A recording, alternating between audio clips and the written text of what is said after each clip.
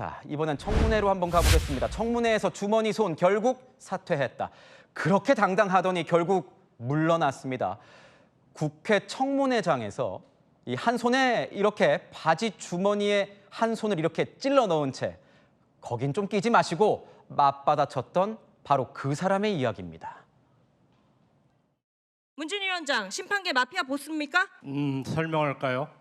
심판은 교육, 배정, 평가 세 군데로 나눠서 자세 똑바로 하십시오. 공손하게 대답하십시오. 아까부터 지금 다른 위원님들 말씀하시는 거 보고 있는데 말씀하고 저는 말하지 여기는 말랍니까? 국민의 민의의 목소리를 좀 전당입니다. 다운시키세요, 여기는 국민의 그러면. 룰로 돌아가고 거기는 끼지 마시고 좀 아침부터 잠시만요. 공손하게 대답하세요. 아니, 시간 멈춰주십시오. 제 말을 들어야 할 거 아니오. 물었으면. 잠깐만요. 거기는 좀 끼지 마시고 이렇게 부적절한 태도로 논란을 빚은 문진희 대한축구협회 심판위원장이 사표를 제출했습니다. 청문회 직후 협회 내부에서도 징계 요구가 쏟아졌다고 하는데요. 일단 사퇴 이유는 일신상의 이유지만 청문회 논란과도 완전히 무관하진 않아 보입니다. 네, 글쎄요. 이 손흥민 선수는 왜 선발에서 뺐는지, 3백 전술은 왜 고수를 했는지 궁금한 게 정말 태산인데요. 홍명보 감독 질문도 받지 않고 회견장을 떠났습니다. 나가면서 바지 주머니에 손을 넣는 모습에 축구 팬들 분노에 기름을 부었습니다. 송진섭 기자입니다. 2분 조금 넘는 기자회견에서 사퇴 입장을 밝힌 홍명보 축구 국가대표팀 감독. 여러분들이 그동안 저희 팀을 향해서 도와주신 분들 항상 잊지 않고 잘 하겠습니다. 고맙습니다.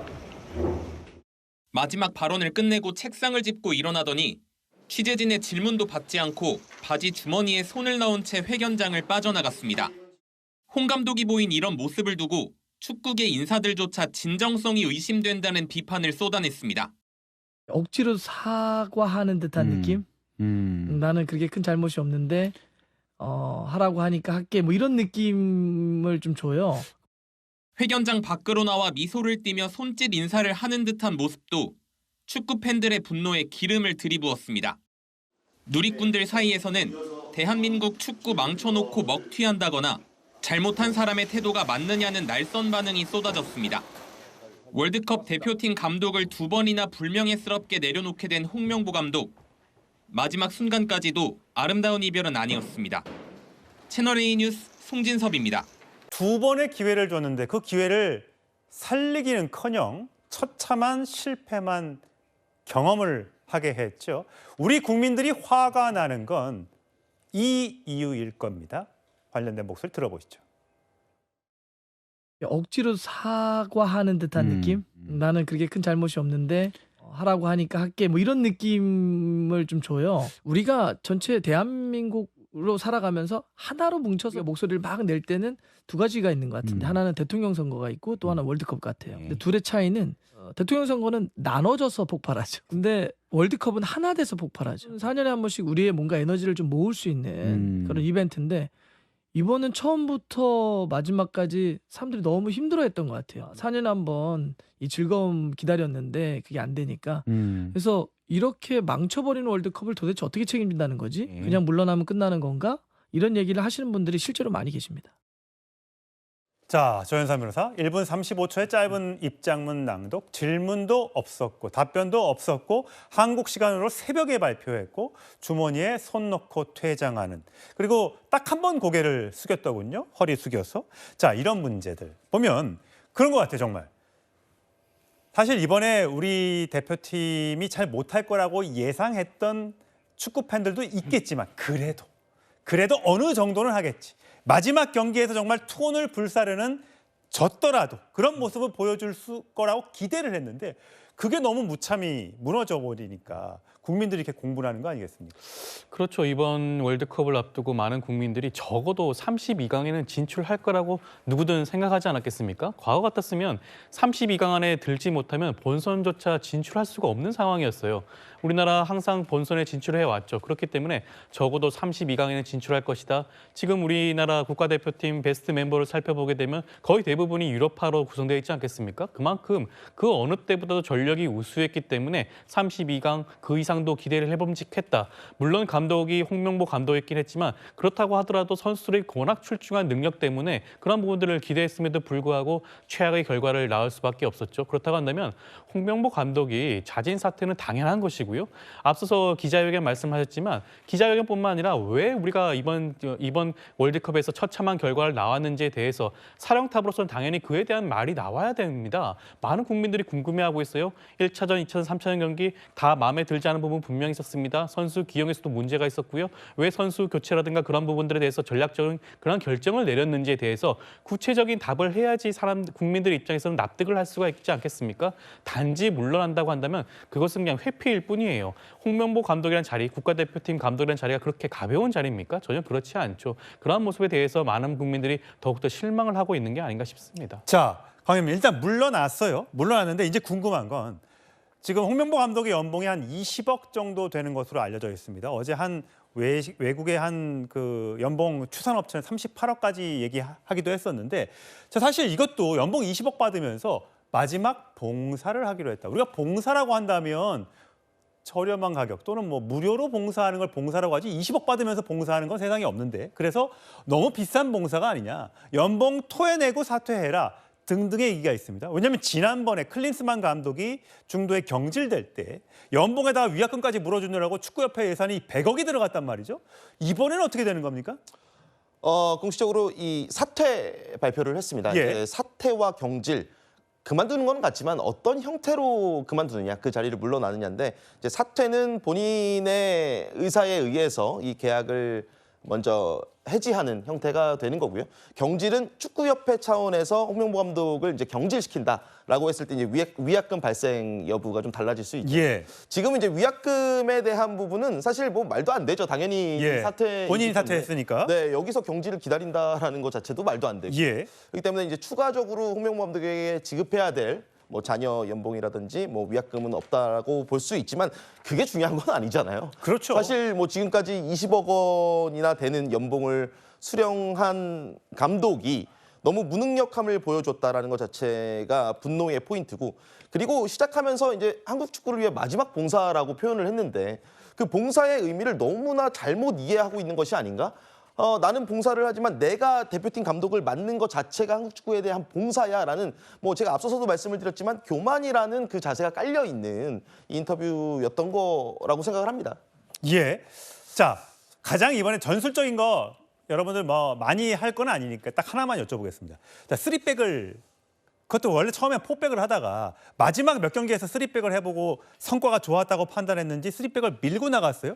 또 체코전에서도 괜찮다고 봤던 모양이에요. 근데 3백을 하다 보니까 이 양쪽 윙백들이 좋아야지만 왔다 갔다를 전후반 90분을 뛰면서 공을 넣어줄 수 있을 텐데 우리가 그렇지 못하다 보니까 이강인 선수가 우리 그 골키퍼 앞에까지 와서 수비를 하고 나가질 못하는 장면을 너무 많이 봤어요. 도대체 이 전략을 왜 쓴 겁니까? 근데 일본도 3백이잖아요. 네. 일단 저는 이번 월드컵 우리 대표팀의 실패로 인해서 많은 국민 여러분들과 축구 팬들 사이에서 3백은 좋은 축구가 아니야라는 인식이 생긴 것 자체가 굉장히 속상합니다. 예. 뭐 3백을 어떻게 사용하느냐에 따라서 굉장히 공격적인 전략이 될 수도 있고 또 상대가 몸집을 키워서 나왔을 때는 또 수비적으로 단단함을 갖출 수 있는 전략입니다. 그러니까 시스템 축구에서 숫자 노름이라고 하는 이 축구에서 3-4-3 혹은 4-4-2 정말 숫자 그 이상의 의미가 아닐 수도 있어요. 다만 이 3백을 기반으로 했을 때 우리가 뭐 어떤 축구, 어떤 포인트로 상대를 공략할 건지를 명확하게 보여준다면 말씀해 주신 것처럼 일본도 3백을 기반으로 하지만 숫자를 공격할 때는 어떻게 늘릴지에 대한 이 하이브리드 형태, 변화가 굉장히 다양합니다. 또 상대 축구는 정적인 스포츠가 아니고 계속해서 살아 숨쉬는 동적인 스포츠이기 때문에 계속해서 변화가 발생하거든요. 그 변화하는 이 경기 속에서의 우리가 3백을 중심으로 한 대응이 잘 되었냐? 라고 봤을 때는 너무 답답한 부분이 많죠. 예. 그렇기 때문에 이강인 선수가 정말 볼을 받지 못했기 때문에 밑으로 내려와서 볼을 받아서 본인이 앞으로 운반해야 되는 역할까지 담당을 했단 말이죠. 그러면 이 선수들이 잘하고 있는 것들, 우리 선수들이 가장 잘할 수 있는 것들을 잘 조합해서 경기에 내보냈냐라고 했을 때 그렇지 못합니다. 이게 유기적으로 좀 선수들이 움직여야 되는데 이강인 선수가 공을 몰고 가면 양쪽에서 받아주는 선수가 있어야 되는데 그게 약속된 게 없었는지 계속 멀뚱히 서 있는 게 이걸 어떤 선수들 어떤 그 분들은 아니 선수들이 뭐 뛸 생각은 안 하대? 라고 하는 게 아니라 약속된 플레이가 없으니까 가만히 서 있던 것 아니냐 이런 지적이 있더군요. 사실 뭐 약속된 플레이가 없을 수는 없습니다. 이 국가대표팀이기 때문에 기본적인 플랜 A는 확고하게 있었을 거고 또 이제 축구에서는 우리가 가는 길을 상대가 막았을 때 얼마나 또 이 능동적으로 대응할 수 있느냐가 중요하죠. 뭐 플랜 B 혹은 플랜 C까지 가면서 상대에게 우리 플랜이 막혔을 때 어떻게 대응할 것이냐에 대한 디테일이 있어야 되는데 이제 그런 부분의 부재는 이번 월드컵 3경기 이전부터 평가전을 보면서도 느꼈던 부분이고요. 어떻게 보면은 그렇기 때문에 이번 월드컵에서의 실패를 좀 예상했던 전문가들도 많았고 그게 이제 결과로 나왔기 때문에 더욱더 참담하게 느껴지고요. 지난 2022 카타르 월드컵과 비교했을 때도 발전이 된 것이 아니고 더 퇴보했다라는 생각이 들기 때문에 시간적으로 또 금전적으로 또 너무나 좋은 선수들을 우리가 갖고 있는데 그 선수들에 대한 조합이 잘 이루어지지 않았기 때문에 더욱더 분노할 수밖에 없는 것 같습니다. 4년 전 월드컵에 비해서 발전은커녕 유지는커녕 퇴보했다는 평가가 나오고 있습니다. 자, 선수 기용이 감독의 고유 권한이라고는 하지만 다소 이해가 안 되는 부분도 있었습니다. 2002 월드컵 동료였던 이영표 선수가 과거에 저희 채널A 방송에 출연해서 홍명보 전 감독에 대해 이런 이야기를 했던 적이 있습니다. 들어보시죠. 제가 이제 그런 말을 몇 번 좀 했었어요. 그 2014년 브라질 월드컵에서 이제 우리가 탈락을 했을 때 홍명보 형님에게 제가 했던 말이 있었어요. 그러니까 월드컵은 경험하는 자리가 아니라 증명하는 자리다. 8년 전으로 돌아가서 그 말을 만약에 할 기회가 왔는 걸로 돌아간다면 저는 그 말 안 했을 것 같아요. 한 3년 정도 명보하고 연락이 끊겼습니다. 동료로부터 쓴소리를 듣는다는 게 기분 좋을 수는 없겠지만 그래도 내가 뭔가 잘못한 게 있구나라고 생각을 해야 되는데 이영표 선수 저 해설위원이 8년 전 가면 다시 그 얘기 안 하겠다. 그만큼 홍명보 전 감독의 뒤끝이 있는 편이다. 뭐 이렇게 봐야 되는 겁니까? 네, 그렇습니다. 홍명보 감독의 많은 어떤 문제점 중에 하나가 소통 부재거든요.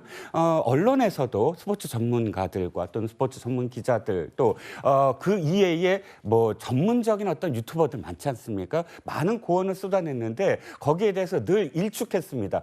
그러면 그나마 2002년도에 함께 뛰었던 그야말로 그때 당시에 4강까지 함께 뛰었던 축구 동료들의 이야기는 듣지 않을까 했는데 도리어 이영표 지금 해설위원의 지금 멘트만이 아니라 당시 그러니까 박지성 해설위원이라든지 안정환 위원이라든지 수많은 당시에 함께 뛰었던 동료들을 이렇게 표현하더군요. 그럼 해설은 이 축구 감독과 다릅니다라고 표현을 한다거나 유튜버에 불과합니다라고 폄하한다거나 그래 최소한 이렇게 뭐 지금 뒷이야기했지만 그것을 받아들일 줄 모르는 그리고 자신만 옳다고 고집하는 이 태도가 바로 이런 결과를 낳지 않았나 싶습니다.